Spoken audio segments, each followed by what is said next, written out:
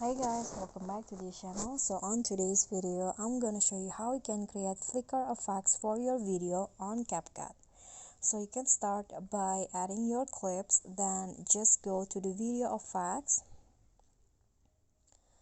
find the nightclub category, and then select the flicker effect under it. So this one, you can adjust it if you want. Adjust the speed. I'm going to lower it to around 10,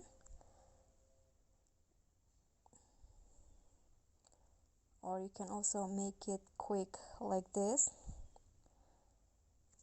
And after that, you can just click on a check icon, then adjust the length the same as your clips. Then here, this is optional, but you can also go to the video effects again, and now find the lens tab. Scroll down until you find the mini zoom. Adjust the speed into around 30, then the range 10. Like this.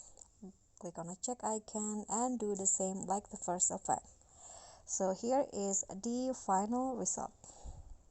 Okay, so that's all from me. Thank you guys so much for watching. Don't forget to like, comment, subscribe, and also click on the thanks button below. I'll see you all on the next tutorial. Bye.